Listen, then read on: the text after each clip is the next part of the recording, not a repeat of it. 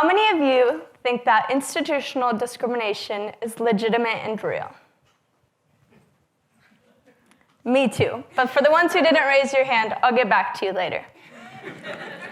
I remember my dad picking me up from school when I was 8 years old, and when I got in the car, I thought it was just another day.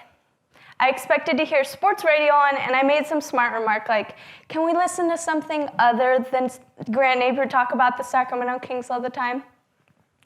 I suddenly realized, though, that that day, Wednesday, November 5th, 2008, was different. My dad handed me a newspaper I still have, a newspaper I'll keep with me forever. The front cover read, "Change has come to America. Obama shatters racial barriers."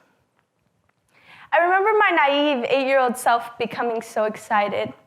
I thought all the problems my favorite artist Tupac wrote about would now finally be solved. We listened to Changes to hear the part where he said, "And although it seems heaven sent, we ain't right to see a black president." I thought we had finally made the changes. We had finally made a step towards progression. But now, as time has gone by, I see that I was wrong. This is America, and America is made up of many different races, as am I.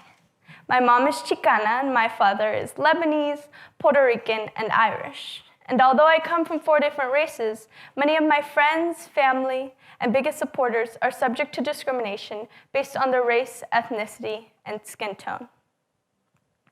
As I got older, I began to realize that it wasn't about me being white or not. I noticed there was something creating a buffer around me, and it was privilege. I am privileged. Now, many Americans are often mistaken in that you can be a racist or be privileged without conscious intentions of being malignant.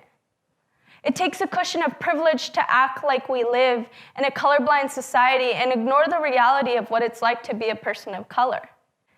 In addition to blatantly recognizable forms of racism, there are subtle forms embedded in our laws and institutions, also known as institutional racism.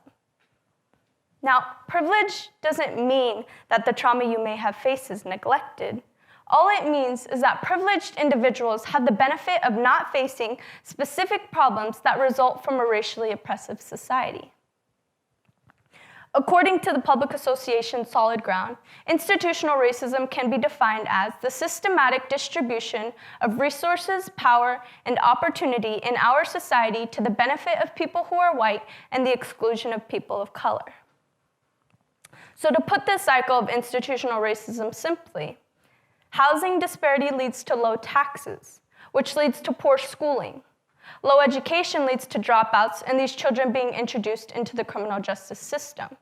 When they get out, they have lesser opportunity to find better jobs, forcing them to return back to low-income housing, and the cycle continues. Now, back in the 30s, the Federal Housing Administration refused to grant loans to people of color. They color-coordinated maps to differentiate geographical areas based on loan eligibility. The so-called colored neighborhoods were marked red. This was a practice known as redlining.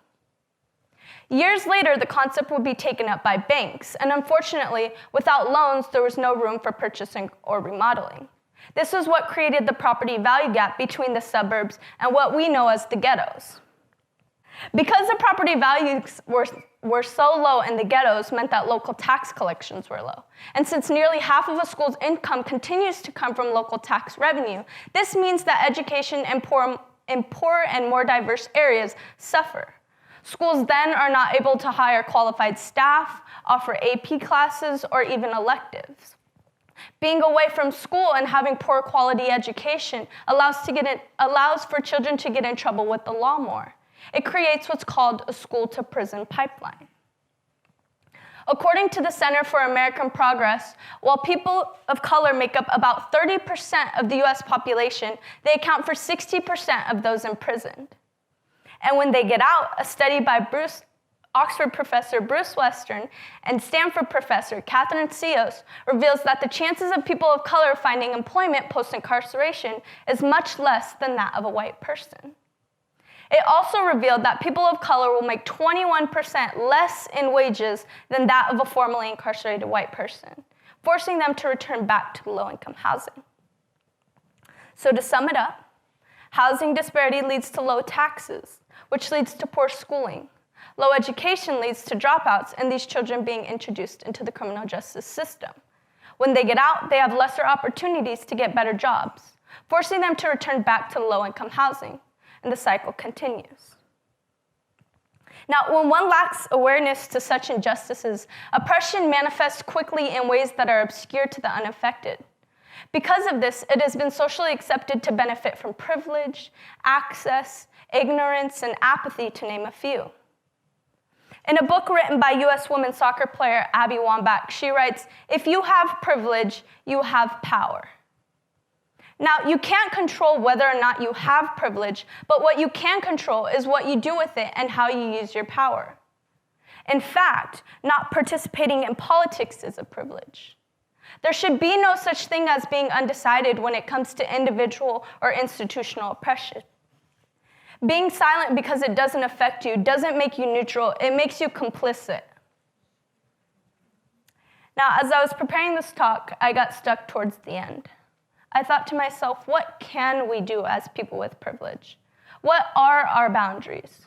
Who am I to offer any advice when I have yet to be affected by such injustices?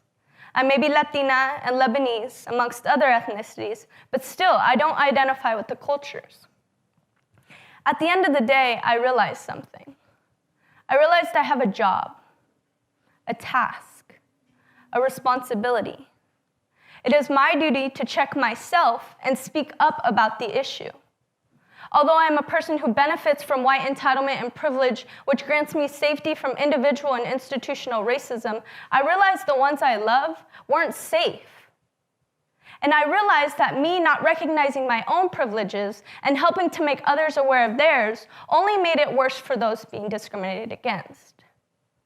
I also had to learn that although my opinions on social justice are important, I must not shout over those who have been in a place of oppression, because they will always understand it much better than I ever will. It is in big ways our words and in small ways our silences that support or deny the fact that institutions are corrupt and biased. Today, I listen to Changes, and to me, the song no longer represents a step towards progression, but rather regression. It represents the persistence of America and their dying efforts to pretend that America is equal, to pretend there is freedom, to pretend that equality exists. Everything Tupac said when he wrote the song still resonates today. People of all colors and creeds should decide what comes next. We choose what our future looks like. We make our own decisions. We think our own thoughts. It takes us. The power lies within. This is America. We are America.